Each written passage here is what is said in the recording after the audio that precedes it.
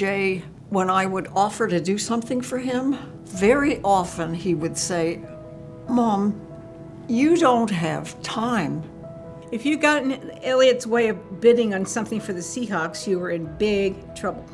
Approximately 34 surgeries and 57 medical evaluations, many of which were in the intensive care unit. In spite of all of that, he also was one of the finest human beings on the face of the earth. The thing I am the most passionate about and the most proud of is how much they are a family, how our staff is their family. All of our residents are so unique and have their own personalities and their own likes and dislikes, and what Dahlia brings to them is the ability to have that uniqueness. They live in a home. I met Barbara at a mother's group. We used to meet once a month.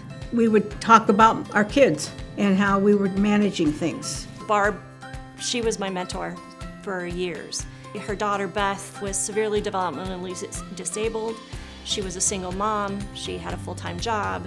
She knew she couldn't care for Beth, and at that time in the mid-70s, the only option was an institution. That was the state's answer, and Barb wasn't having it. She just wasn't. She managed to put together a coalition of HUD and the Catholic Archdiocese. And I remember the first auction, oh my gosh, the first auction was in a hotel place on 116th, just basically a hole in the wall. And she opened Champion House in 1983. Eva was the first employee, followed quickly by Frank. Oh, when I came with my application here to Champion House to apply for the job, the house wasn't quite finished yet, so it was sort of a skeleton frame. And Bart and Beth were in the front office, and so I just handed my application through the wall. 8 residents moved in. Her daughter was one of them. Those 8 residents lived at Dahlia through their lives. In fact, 4 of them still reside in Dahlia. They personify the work that Dahlia has done over 50 years.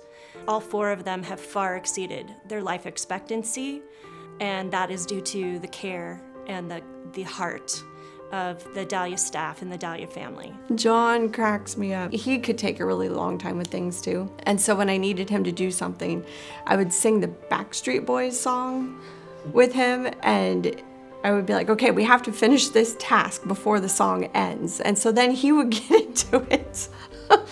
And he would sing with me, which was always really, really entertaining. Pam was always so sweet. She was just the sweetest person. Rob, the watchdog of the house, I always enjoyed him just pacing back and forth. It was a special thing that I could work with Ken. I could get him to take his medications a lot of times when other people couldn't get him to. I was patient. I was really patient with him. I know a lot of people carry guilt when they decide to put somebody into assisted living or whatever kind of situation it is. I've talked to guardians who made that difficult choice, that had been caring for a resident at home, and they needed more care. It's such a relief. And I can't tell you how many times family members have been like, oh, we should have done this a long time ago. With the success of Champion House, Barb decided there were too many people in need out there, so in 1987 we opened Halcyon. I have told anyone who was listening, Jay in Halcyon was living in the best facility probably in the world, but at least in America.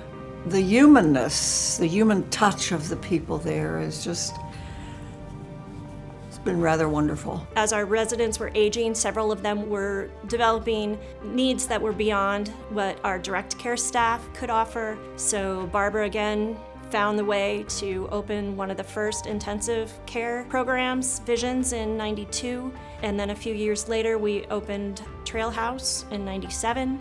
It has just made a place in the community that is helpful for disabled people. Jay, he wanted his ashes spread along the building where he had resided for the length of his room so that I can continue to take care of everybody in the building. It's been a major gift to me. It was a major gift to my son, but it is a major gift to many, many people that Barbara Barger started the Helping Hands for the Disabled. We're indebted to her.